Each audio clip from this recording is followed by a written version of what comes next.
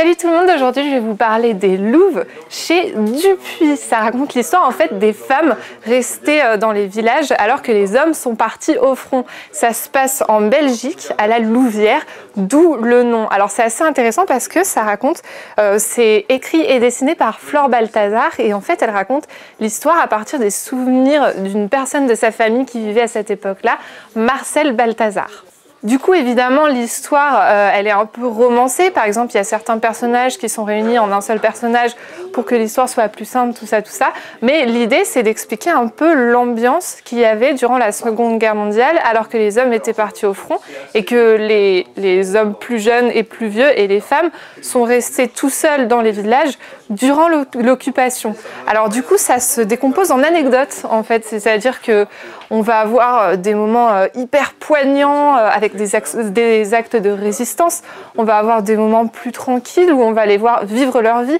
On va aussi avoir des moments de bonheur parce que oui, ils vivent sous l'occupation, mais ça dure plusieurs années et on ne peut pas tirer la tronche pendant plusieurs années. Donc c'est ça qui est intéressant finalement. On va voir comment ils arrivent à vivre malgré cette angoisse, malgré cette attente, malgré le père aussi qui est parti au front et on ne sait pas ce qu'il est devenu. Donc voilà, c'est vraiment une BD poignante, d'autant plus que c'est l'histoire en fait de la famille de l'autrice. Et ça, c'est vraiment hyper intéressant. Donc c'est chez Dupuis et je vous le conseille à fond. Mon coup de cœur cette semaine, c'est le tome 8 de Saga chez Urban Comics. Ça fait longtemps que j'ai pas parlé de Saga. Je crois que ça fait pas trop longtemps, je sais pas, ça vient et ça part. Mais Saga, incroyable, donc ça fait faire depuis maintenant 6 ans, ça a commencé en 2012, cette série Image Comics de Brian Kevogan et Fiona Staples. On a de la chance puisque au dessin ça a toujours pas changé. Et ce 8e tome du coup va jusqu'au numéro 48, donc il faut savoir si vous n'êtes pas lecteur VO que du coup ça a rattrapé la VO, enfin la publication anglaise, puisque aux États-Unis, il y a le 49 qui vient juste de sortir.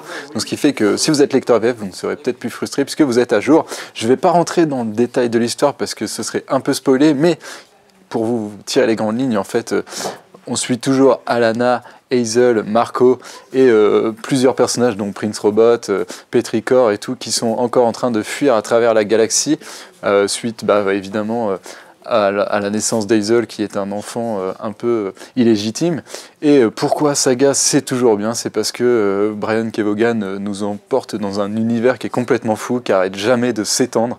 Donc comme il s'est en fuite, c'est évidemment il passe de planète en planète. Là c'est vraiment, pour le coup c'est vraiment ce passage où ça commence à avoir un rythme un peu plus soutenu, puisqu'on va visiter plusieurs environnements, on va suivre plusieurs personnages, puisque tous les personnages qui ont été un peu montrés dans les précédents tomes commencent à prendre beaucoup d'importance, leur histoire commence à être vraiment importante, on commence à voir les liens entre les différents personnages, et du coup pour moi c'est toujours un must-have. En plus ça fait partie de ces comics un peu intouchables, parce que c'est vrai que tout arrive à la télé, tout arrive au cinéma, et Saga reste un comics, et finalement ça fait du bien, et c'est toujours magnifique aussi. Fiona Staples, j'ai pas parlé de son dessin, de ses couleurs, c'est vraiment un truc incroyable. Évidemment c'est pas pour tout public, il faut quand même être un peu vieux, enfin un peu adulte ou un peu mûr pour lire ça, pour pas avoir, parce qu'il y a quelques images choquantes, mais pour moi c'est une des meilleures séries de ces dernières années, ça le prouve toujours encore. J'ai lu le 49 qui vient de sortir en VO et c'est toujours bien, donc franchement je vous conseille Saga tome 8.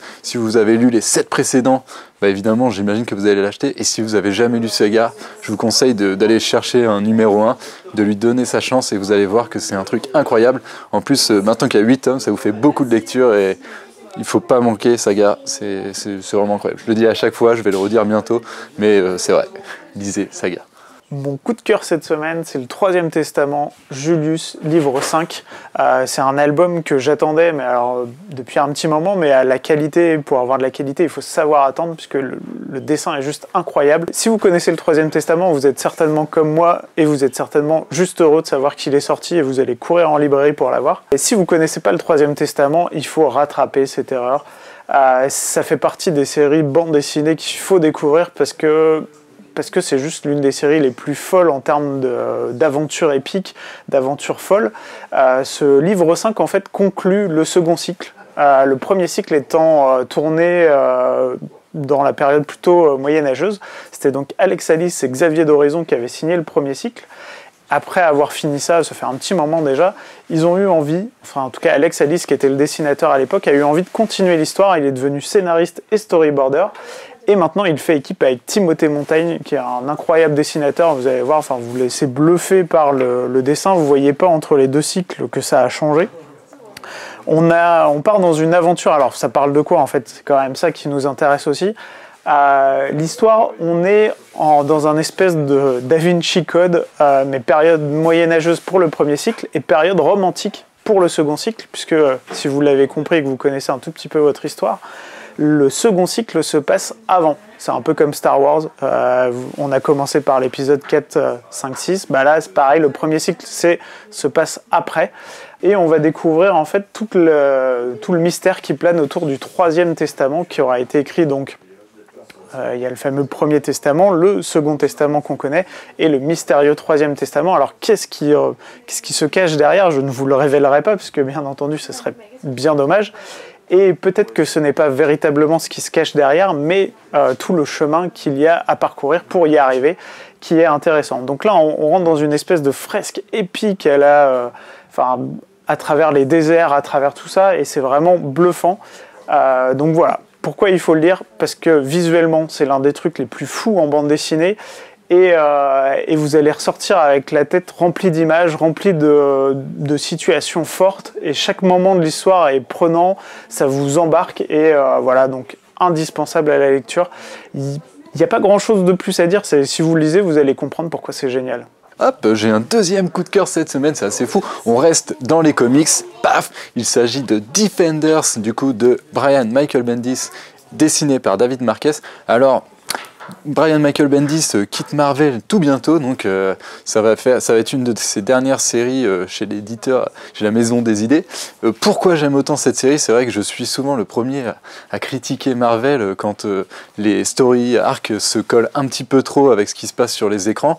Et Defenders évidemment ne manque pas, puisque en fait on va avoir Diamondback en méchant principal, et évidemment l'équipe de Defenders de la série Netflix. Diamondback, c'était le méchant de Luke Cage saison 1, et du coup c'est vrai que les thèmes sont un peu communs, même si évidemment comme c'est pas Netflix, il y a plusieurs personnages et tout, et l'histoire est beaucoup plus intéressante, puisqu'en fait on va suivre Diamondback qui revient et qui veut mettre un peu la main sur la pègre de New York City, puisque si vous suivez un peu les séries en ce moment, en fait, Wilson Fisk, donc, qui est censé être le chef de la PEC d'habitude, est maire de New York, ce qui a laissé son poste vacant, donc évidemment tous les méchants vont se foutre sur la tronche pour le récupérer.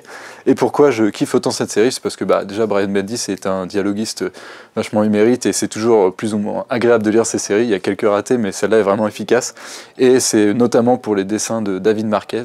Si vous avez lu Civil War 2, vous savez sûrement de quoi je parle. Et là, c'est vrai qu'il fait encore un truc incroyable, c'est vraiment son découpage, tout ce qui est, enfin, le dynamisme du dessin, les couleurs et tout rendent ce tome vraiment, pour moi, il ne faut pas passer à côté, juste pour principalement pour les dessins même, puisque vous allez voir, c'est vraiment ce qui donne tout son charme à cette série, avec des grosses patates d'Iron Fist et tout, très dynamique. Donc franchement, je vous conseille ce Defenders 1, et voilà. Je ne sais, patate d'Iron Fist. Au revoir.